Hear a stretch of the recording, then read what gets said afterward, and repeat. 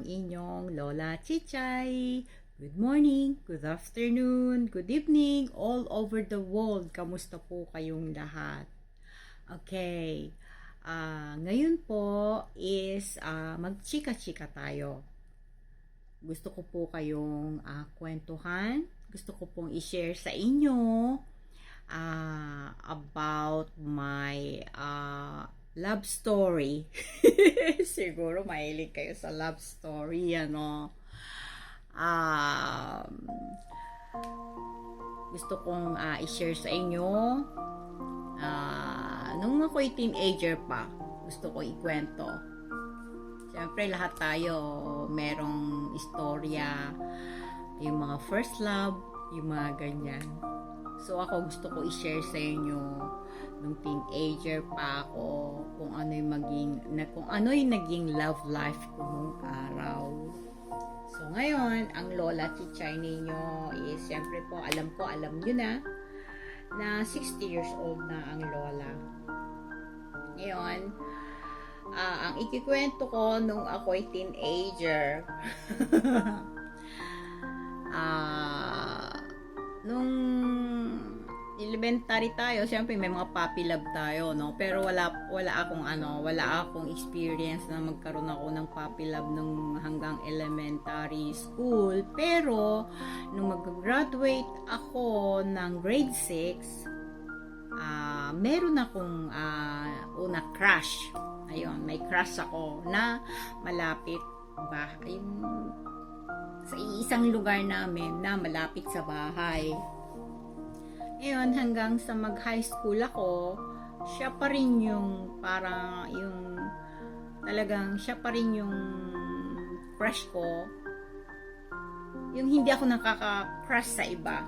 Hanggang sa mag-high school ako, maski sa school, wala akong yung nakakrushan, ganon. Mag-first year man ako, yung wala sa akin, pero ang crush ko is yung talagang yung malapit sa bahay namin, siya pa rin. So, and then, nang mag-second year high school ako, siyempre pag nag-second year high school tayo, doon na nag-iiba yung feelings natin. Parang nagdadalaga ka na. No? Pero, yung crush ko, hindi ko babanggitin yung pangalan niya. Iaano ko na lang, pangalanan natin siyang si Jan. No? Kasi mahirap, pangalanan eh. Baka magkaroon tayo ng issue. Ngayon, si Jan is nakakatanda sa akin ng 2 taon. Yun. Nung grade 6 pa ako, crush ko na siya. Ngayon, hanggang sa mag-high school na, hanggang mag-second year high school na, doon ko naramdaman na yung crush is na uwi sa love. Yun. Ngayon, siyempre, ang tawag ko pa nga sa kanya, Kuya Jan eh. Yung pantawag ko sa kanya noon. Pero si Kuya Jan is, syempre, walang alam na crush ko siya. Yung crush ko is nauwi sa love. Wala siyang alam. Ako lang wala akong pinagsasabihan, ganun.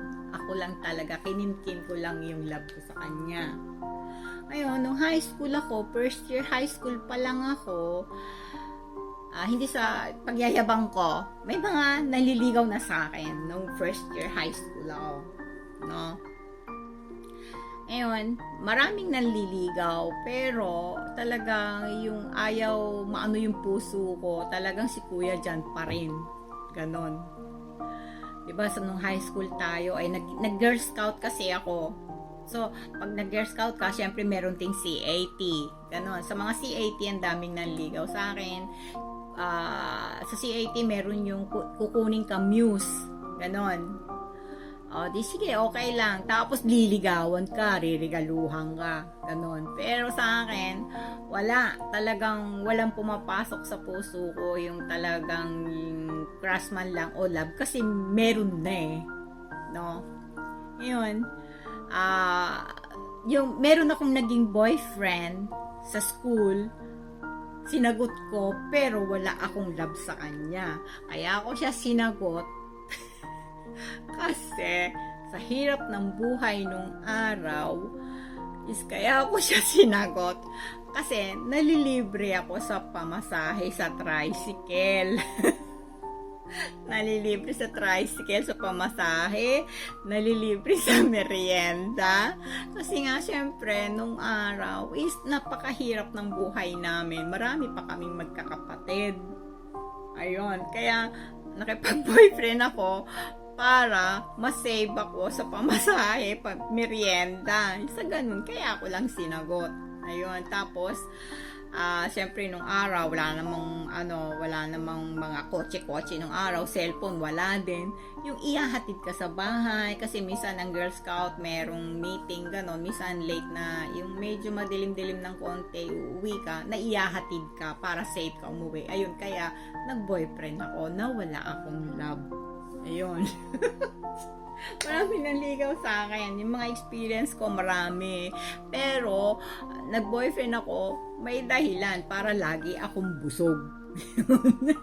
Kasi, mahirap lang kami nung araw Tapos, ang dami pa naming magkakapatid. Diba? Sa hirap ng buhay, is yung parang talagang dumiskarte ka para mabusog ka. Pero, iba meaning yung, di ba, kasi yung iba, halimbawa, pag walang makain, magnanakaw, ibebenta yung katawan, ganon.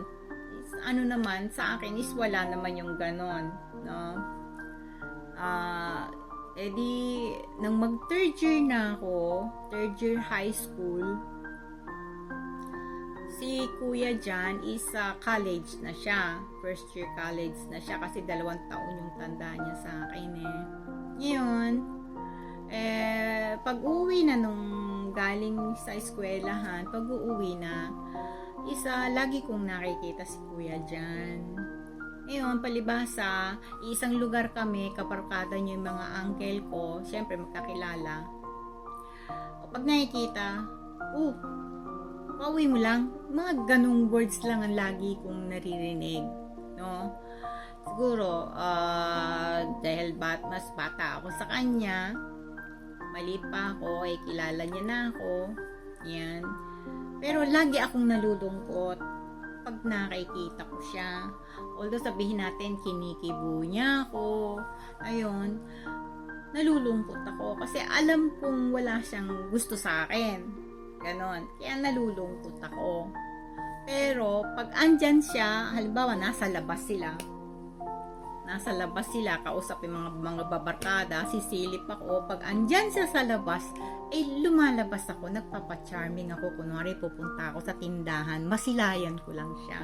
Masilayan, ayan, lumabas yung salita akong Laguna. Gusto ko lang kasi siyang makita. Nagpapa-charming ako, ganun. Pupunta ko kunwari tindahan, bibili ng ganito, parang gusto ko lang siyang makita. Ganun. Ngayon, pag nasilayan, pag nakita ko na siya, uwi na ako, masaya na ako. Ganun. And then, one time, na siguro, maagang uwi niya sa school. Ako naman is tanghali uuwi para kumain sa bahay. Kasi whole day ang pasok sa high school. Tanghali is uwi ng bahay para kumain. So parang nagkaanuhan kami one time na uuwi siya kasi yung bahay nila may gate kasi medyo may kaya sila. May gate. Ako naman is yung papauwi. And then nung papatalikod na ako, lumingon ako, akala ko kasi gusto ko kasing makita siya bago umuwi. Paglingon kong ganun, di ko alam na nakatingin pala siya sa akin. Nakatingin pala siya sa akin. Kasi yung pagbukas niya ng gate, nandun na ako. Talagang tinitignan niya pa ako kung papasok kasi nasa looban yung bahay namin. Papasok ako, siguro, napalingon akong ganon. Yung pala nandun siya, nakatingin sa akin. Ang puso ko, yung time na yun, alam nyo, yung parang gustong matunaw sa kilig. Nakilig ako, para bang yung feelings ko, yung para bang ang init ng katawan ko, kasi hindi ko akalain na nakatingin sa akin ng love ko Hindi ko alam nakatingin siya sa akin, kaya Yung para bang, di bang init? Ang init-init kasi naglakad malayo eskwela, ang pawis ko, para lalo pa yung init ng katawan ko lumabas. Sabi ko, gumagano pa, nakatingin siya sa akin. Pero, nung tinitignan niya ako, parang nahiya ako. Kasi hindi ko akalain na tinitignan niya ako Na, yun, eto na. Nag-isip ako, bakit kaya siya nakatingin sa akin? Sabi kong ganun. Anong meron? Ba't siya nakatingin sa akin? Alam nyo, kakain kami ng tanghali. Kasi hindi kami doon nakikitira lang kami. At ang bahay namin talaga kasi sa Laguna Bahay ng lola namin yung tinutuluyan namin. Di syempre kakain kami, may pagkain na. Alam nyo, kasi first time kong nahuli ko pa sila, nakita ko na tinitignan niya ako, hindi ako makakain ng tanghali. Para bang busog na busog ako. Wala naman kinakain. Dapat gutom na gutom ako Talagang gutom na gutom ako nang pauwi ako. Pero nung makita ko na nakatingin siya sa akin, parang bigla akong nabusog. Hindi ako nakakain ng tanghali. Sabi ko, ganun pala yun. Sabi ko, ganun. Ganito ba yung pagka meron ka ng love dito sa puso mo? Titignan ka lang niya. Diyos ko po, hindi ka nakakaramdam ng gutom. Eto, no. Tapos pinapanalangin ko pa na sana pagpasok ko, dahil tanghali kailangan pumasok ka. Pinapanalangin ko pa na sana andun din siya. Sana pagdaan ko, nandun din siya. Pinapanalangin ko pa na sana nandun siya para makita ko siya uli. Ganun. Wala.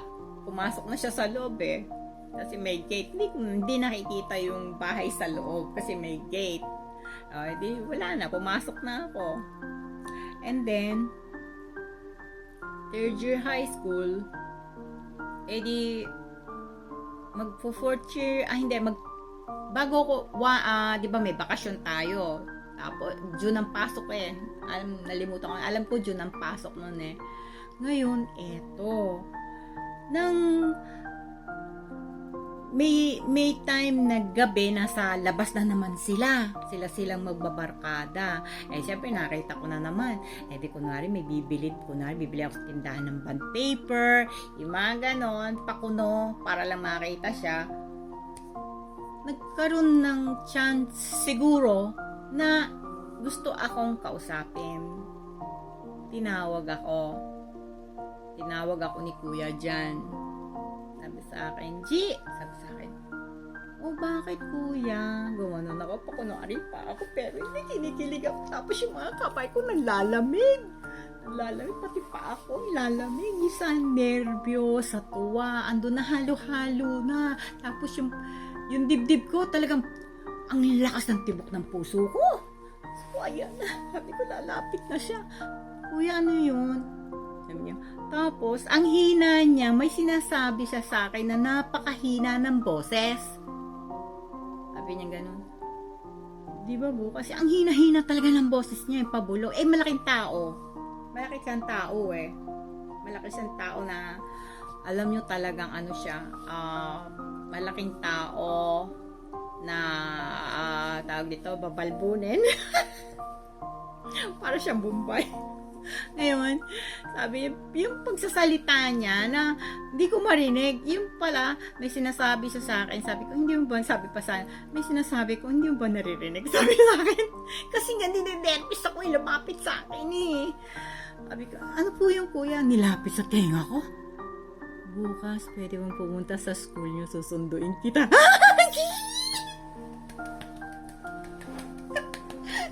Sabi sa akin. Hindi ako makapagsalita. Lalong nanlamig ang aking mga kamay. Sabi ko, susunduin mo ko, Kuya, bakit? Ano po ba meron? Sabi ko gano'n. Pakunwari pa ako. Pakeme pa tayo. Hindi, gusto lang kitang sunduin para may kasama kang pauwi. Sabi sa akin, di ba nag-ano kasi ko sa school namin, may volleyball. So, volleyball player ako. Minsan, medyo gabi na rin umuwi pag may practice. Tapos, ayan, Di sabi, di ba may volleyball ba kayong practice bukas? Meron. O siya, sige, susunduin kita. Sabi sa akin. Ay, di yan na. Kinabakahalas, hindi nga ako nakatulog nung gabing yun. Eh, syempre, sinabi pa naman, hindi ko akalain na ganun eh. Hindi ko akalain ganun. Sabihin niya, susunduin daw niya ako para may kasabay daw ako umuwi. Ganun. Eh, eto, hindi ako makatulog. Almusal, hindi ako makapag-almusal. O, ayan na. O, di ayan na, no? Alam nyo, ganun pala yung feelings na talaga yung sa timing na crush mo siya, na in love ka na sa kanya, tapos ganyan ang mangyayari, susunduin ka pa. Alam nyo, sa school, sa room namin, yung siyempre, ayan na, meron ng ano sa school ninyo, hindi ko naririnig yung explanation ng teacher. Hindi ko naintindihan. Sa classroom, nagtuturo ang teacher. Hindi ko alam nyo, wala akong maintindihan. Sa sobrang excited, sa sobrang kaba. Iniisip ko pa kung ano yung gagawin ko, ano kaya magiging mukha ko, paano pa akong gagawin kong pagsasalita. Yung mga ganun, maraming pumapasok sa isip ko. Dahil hindi ko akalain na ganun na mangyayari. Gusto niya akong sunduin. O, ayan na. Pero umuwi muna ako ng that time. Umuwi muna ako tanghali kasi kailangan umuwi tanghali, kakain eh. Tapos balik uling school. Eh di ganyan na, no? Alam nyo, dahil alam kong susunduin ako. Siyempre naka-uniform ka. Eh kaso, may practice kami ng volleyball namin. Yung uniform namin is nakaano na ako. Yung pagpasok ko, nakaano na ako ng pang volleyball na na uniform. Nakapaldang maigse, nakamedyas ka hanggang to, naka-rubber shoes ka. Yun ang ano na namin dahil araw ng practice namin ng volleyball. So, yun ang suot ko nung nag-ano kami, nung pumasok na ako sa tanghali. O, ayan na, di susunduin na ako. No? Sabi ko, alam nyo, yung time na alam kong susunduin na ako, maski nung nagpa-practice kami ng volleyball, alam nyo, lagi ako natatamaan ng bola. Kasi ang nasa isip ko siya eh. Siya yung nasa isip ko eh. Wala talaga pumapasok sa isip ko eh. Biro mo, nagsiserve ako ng bola eh. Minsan, hindi ko natatamaan yung bola kaya nagagalit sa amin yung teacher namin eh. Natawag, ay, Miss Di Guzman, anong ginagawa mo sa bola? Sabi sa akin, ay, oo nga pala. Ganun. Nawawala ako sa pagko-concentrate ko dahil alam kong susunduin na ako. O, ayan na, time na, nasusunduin ako. Then, nag-prepared na ako. Pero, ang suot ko talaga is naka-uniform pa rin ako nung pang-volleyball namin. O, di, ayan na. Eh, medyo madilim-dilim kasi. Kaya ganun. Eh, di, paglabas ko ng gate ng school, naku, nakita ko na si Kuya dyan. Kumaway kagad sa akin.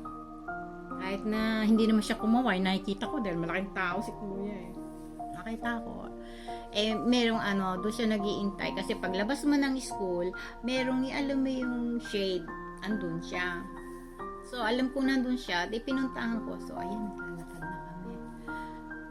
Eh, ako kung maglakad ako, yung mabilis. Parang nakasanayan ko kasi madilim, nakasanayan kong maglakad ng mabilis. Naalala ko pa yon. Eh, ang bilis ko maglakad. Alam nyo, naka-t-shirt ako, hinila ako dito. Hinila ko. Sabi niya, oh, bakit kuya? Ang bilis mo naman maglakad. Sabi sa akin, dahan-dahan lang tayo. Total, kasama mo naman ako. Huwag ka nang matakot. May kasama ka nang pauwi. Sabi sa akin, ganun po ba? Kasi, sa amin kasi mga lola ko is mahigpit. Kailangan ganitong oras is umuwi na kayo. Lalo na pagka ganyang medyo dumidilim na, kailangan maaga na kayong umuwi. Dahil napakahigpit talaga ng lola ko. Yung lola ko kasi buhay pa noon Siyempre, sa lola kami, sa bahay ng lola kasi kami nakatira. Meron kaming gantong oras. Ang tawag doon, meron kaming curfew. Parang ganon. Eh di syempre, first time naman niya ako sinundo. So, inano ko na siya na, sige, dahan-dahan ng paglakad. Oh, ayan na. Ang dami niyang question sa akin, kung bakit sa lola kami nakatira, saan ba kayo talaga probinsya, ganito, ganon. Ang dami niyang question.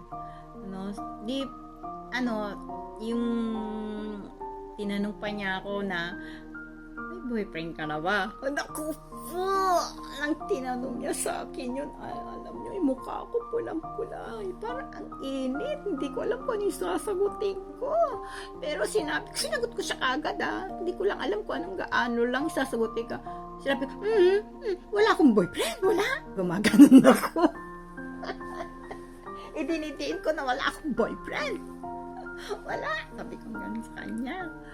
Tapos, wala ka bang boyfriend? Sabi gano'n. Buti naman, sabi niya sa akin. Buti naman. Sabi ko, bakit mo natanong yan, kuya? Wala. Tapos, ayan na, naglalakad na kami. Tapos, sinabi niya sa akin na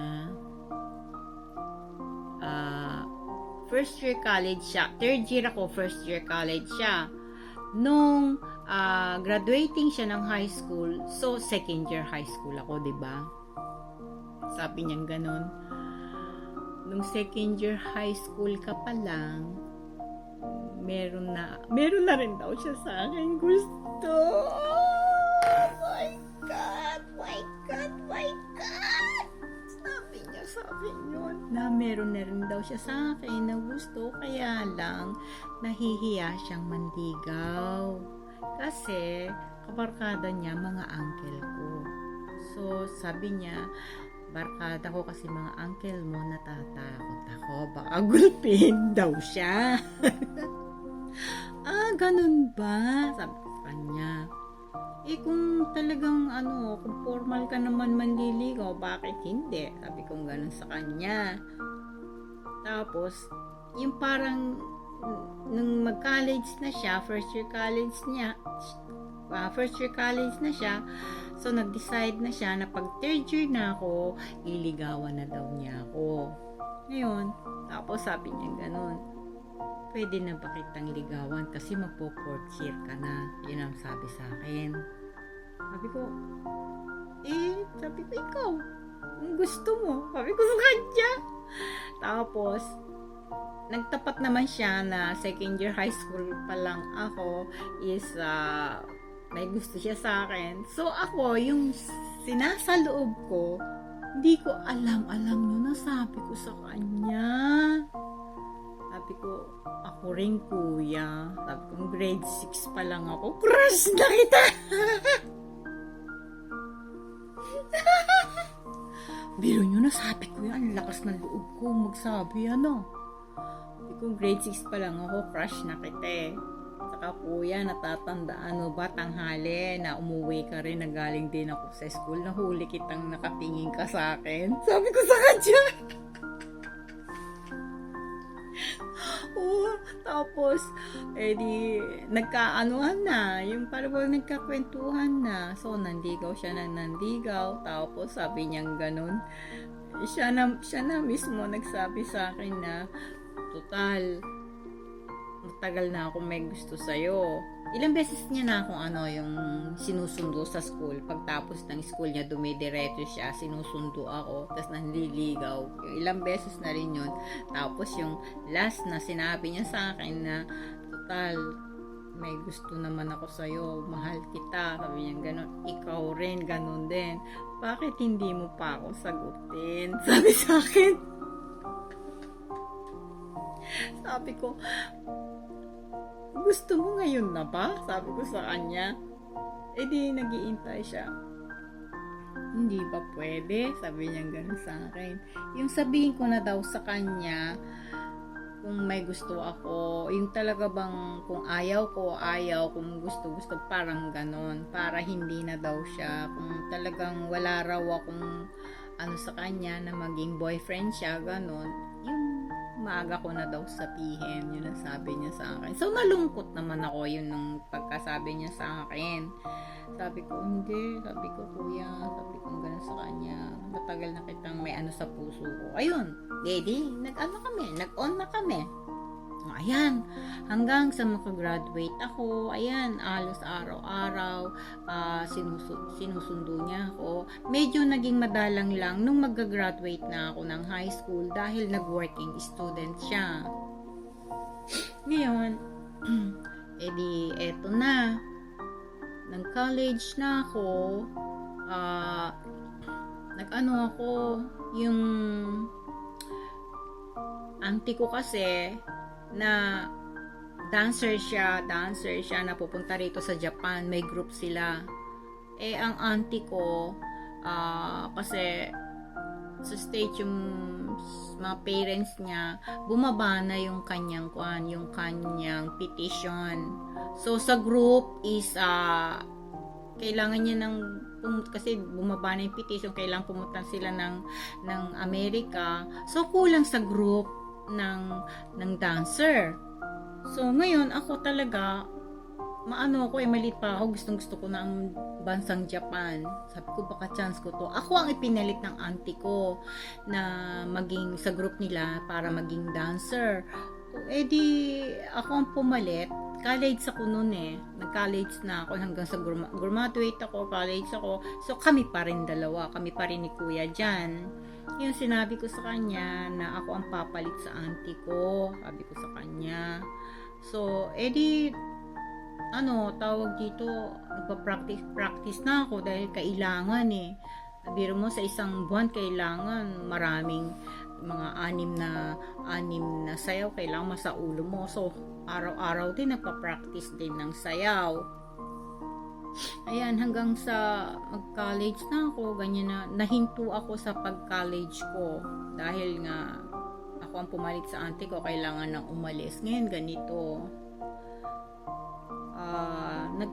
Hindi kami nagkahiwalay ni Kuya dyan. Marami kaming naging nagde-date kami. Hanggang lang. Nagde-date kami, holding hands, kiss. Ayan, nakapag-kiss kami dalawa. Siya kasi first kiss ko.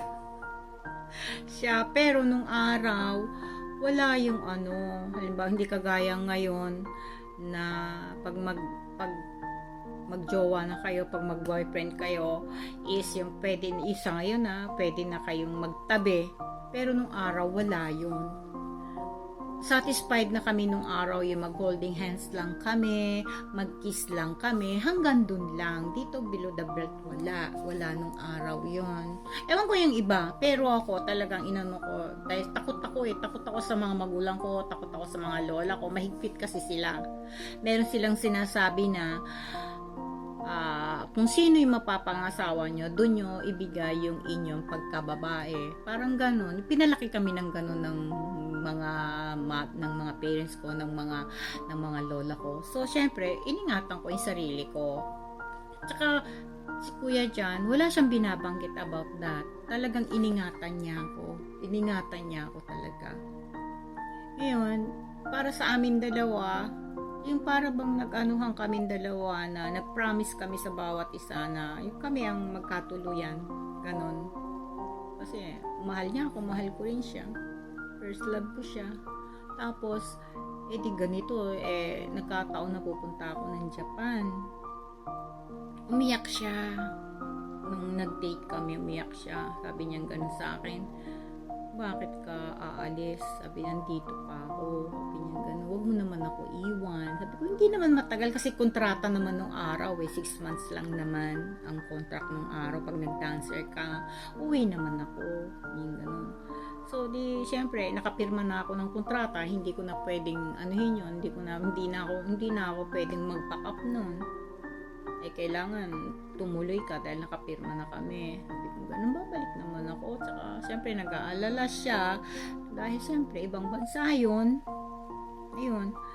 Nag-iyakan kami noon kasi mamimiss niya ako. Mamimiss ko siya. Syempre, alam niyo, nung nagpunta ako, first time ko nagpunta dito sa Japan, yung hindi ako nalulungkot dahil alam nyo every week palagi ako nakakatanggap ng sulat, may picture niya, ako din ganon, kung ano yung pag nagsumulat siya sa akin, papadala rin ako ng picture sa kanya, yung ganong communication. Kasi nung araw wala ang cellphone, walang Skype, yung mga gadget na yan wala. Ang nagiging communication lang talaga is sulat lang nung araw. Sayang-saya ako doon sa tinitiran naming apartment. Araw-araw tinitignan ko yung mailbox. Baka may sulat siya. Ganito. Every week palagi ako may natatanggap kaya hindi ako nalulungkot. Ayun, tapos syempre, yung na mamimiss mo yung yakap, yung gano'n, yung halik. Diyos ko po, mamimiss mo. Siyempre, mahal na mahal mo yung tao, di ba? Ngayon, pauwi na kami galing Japan. So, siya rin, siyempre, excited siya dahil uwi kami. Nakapag-uwi ko ng Japan, date kami agad. Kain sa labas, nood kami kagad ng sine. Tapos, may time na pupunta ako ng Japan na magtuturis ata ako nun. Magtuturis ako, tinawag kami ng dati naming amo. Ngayon, bago ko makalipad, bago ko pumunta ng Japan, na gusto niya daw akong kausapin. Nag-date kami, usap kami. Sabi ko, anong problema mo? Sa kanya, naku po, gusto niya akong itanan. Gusto niya akong itanan. Sabi niya ganun. Talagang sabi niya ganun sa akin. Ayaw niya na daw akong paalisin. Sabi niya ganun sa akin. Huwag ka nang pumunta ng Japan, huwag mo na akong iwan. Sabi niya sa akin. Kasi nung umalis ka, biro mo 6 months sa akin, napakatagal ng 6 months. Ngayon aalis ka na naman, iiwanan mo na naman ako. Sabi niya, huwag na, alam niyo, may dala na siyang bag. Gusto niya na akong itanan. Sabi ko, wag, hindi pwede. Saka tignan mo, magtatana, wala akong dalang bag. Ikaw ang daya mo, may bag ka. Ako wala.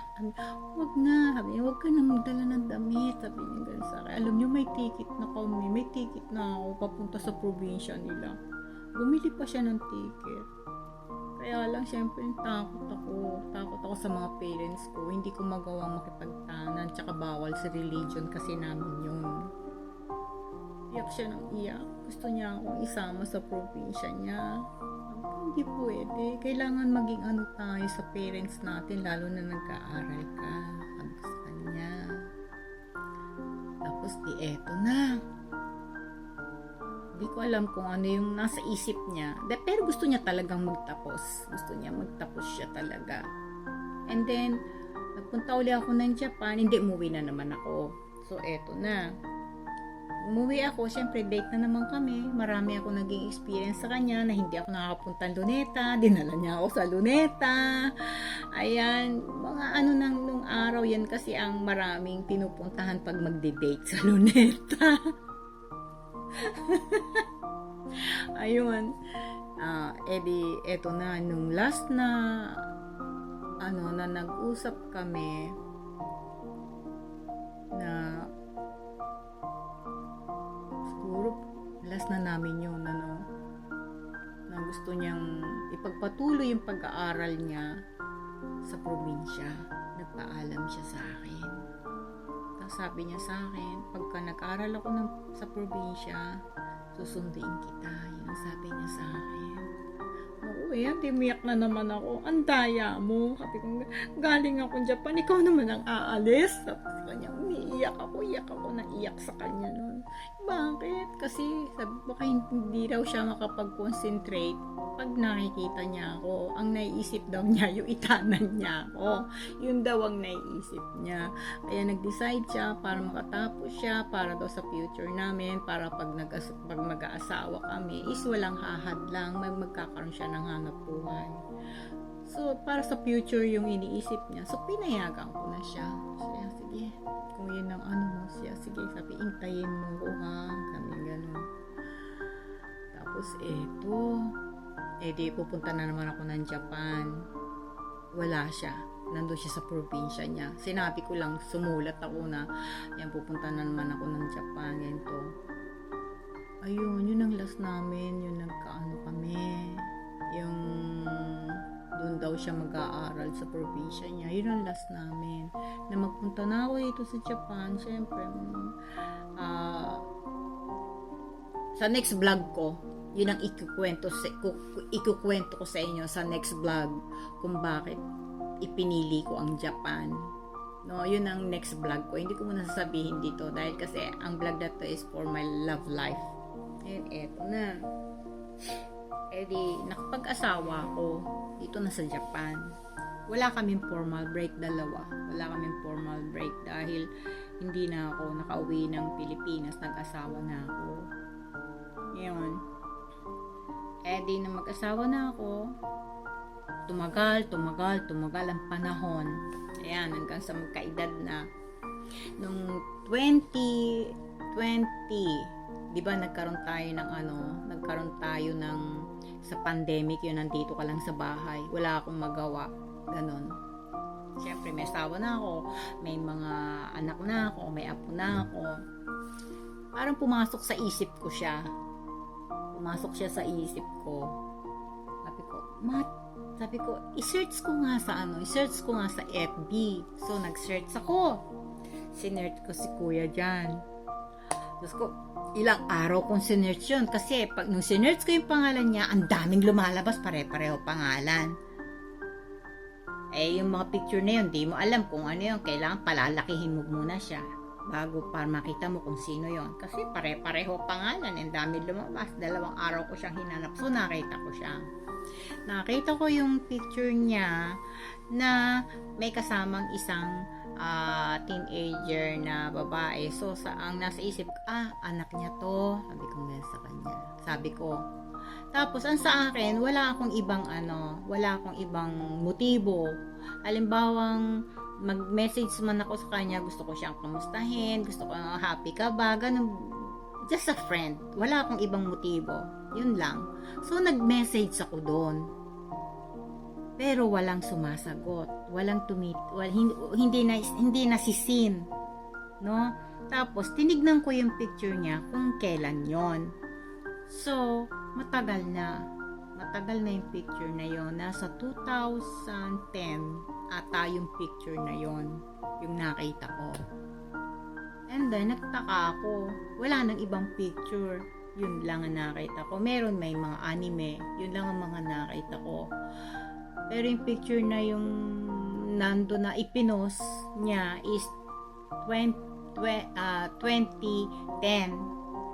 Yun ang nakita kong date doon, kung anong year yun. So, nagtaka ako. Kung bakit wala na siya ibang picture. Tapos, minessage ko is walang sumasagot, walang nagsisin. Tapos, buhat mo, palagi ko siyang napapanaginipan. Halos gabi-gabi nasa panaginip ko siya lagi. Lagi nakangiti, kumakaway, pero hindi nagsasalita. So, parang para bang na hindi nahiwalay sa isip ko na bakit gano'n na lagi ko siyang napapanaginip. Ngayon, one time, na tinignan ko yung Facebook niya, sa friend list niya, andun yung pangalan, siguro anak niya yon. Trinay kong i-text. Hindi ako nagpakilala. Trinay ko lang i-text na tinanong ko, nagpaano lang ako na ako ang kaibigan ng tatay niya, na kababata niya sa ganung place, sa dati naming lugar. Ngayon, inano ko, kamusta na siya, ganito, ganon. Ngayon, eto, naiiyak tuloy ako. Ilang araw yun na tawag dito, na hindi nasagot yung sa anak niya, sa messenger na anak niya, na ilang araw na hindi nasagot, na nasin na. And then nag-text yung bata sa akin. Tapos sabi ng anak niya na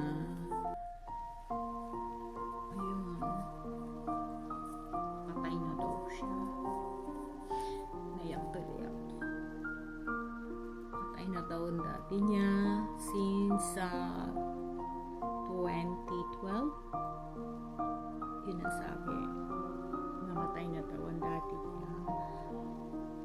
Nalungkot ako.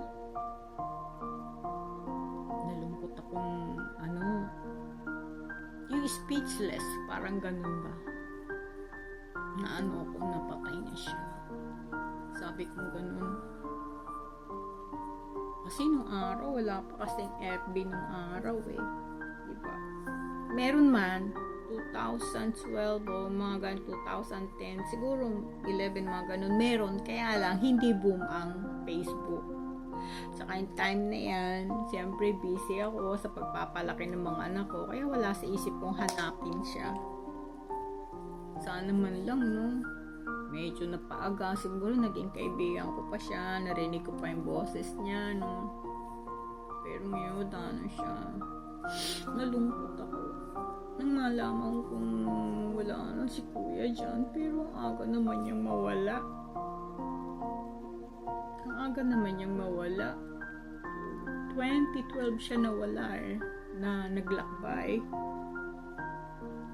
Alam niyo ano siya, maraming nanligaw sa akin, pero yung talagang maski hanggang ngayon, nasa puso ko pa siya. Nasa puso ko pa siya. Hanggang ngayon, mahal ko pa siya. Nalungkot ako nang malaman ko sa anak niya na my dad passed away, yung ganun, 2012. Kaya pala nung makita ko yung picture niya, yung napansin ko doon yung kamay niya, medyo nakaganon ba, nakaganon. Siguro na-stroke siya. Ayun. Speechless talaga ako nang malaman kung nawala na siya sa mundo. Ang aga-aga.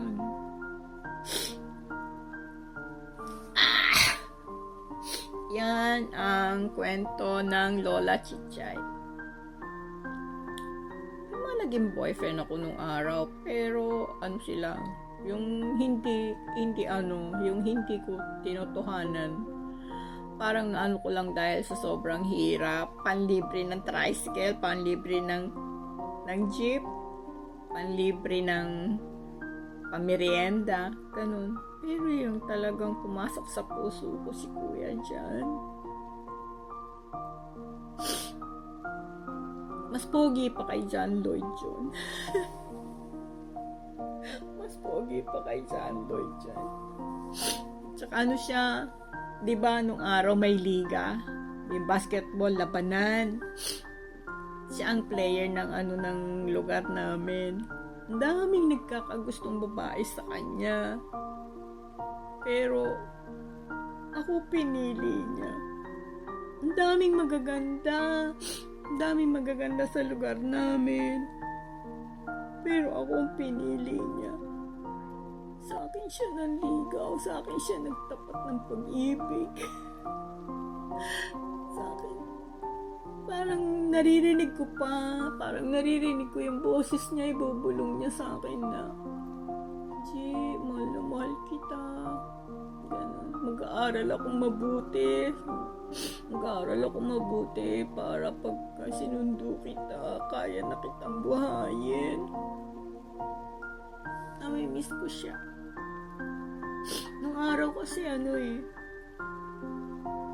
uso yung pag mag-boyfriend na kayo na okay lang sa inyo ang magtabi, ganun. Wala nung araw yun. Kaya nung uuwi siya sa probinsya niya, iyak siya ng iyak. Mas kakuyak ako na iyak.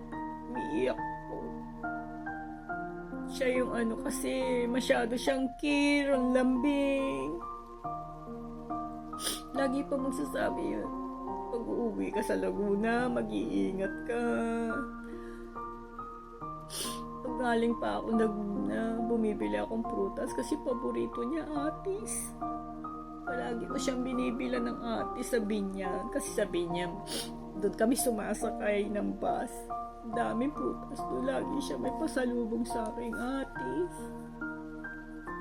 Yun. Yan ang love story ni Lola Chichay nyo. Pero I'm happy ako dito sa Japanese kong asawa. Siyempre, iba kasi yung may first love ka, Kaya nakakalungkot, nauna siyang maglakbay. Pero siguro kung halimbawang buhay pa siya, siguro naging friend ko siya. Hanggang dun lang. Okay. Sa next vlog ko, abangan ninyo yung kung paano ako nakapunta dito sa Japan. kung ano ang reason niya, kung bakit ako napunta dito, yung experience ko na yun sa pagpapractice namin ng sayaw, na mag-perform kami dito sa Japan. Yun naman ang next na ikikwento ko sa inyo. Okay po? And yan po ang love life ng Lola Chichay. Thank you po sa panunood ninyo. And please like, share, and subscribe. Sana po wag po kayo magsasawa. And good night everybody. And I love you. Bye-bye.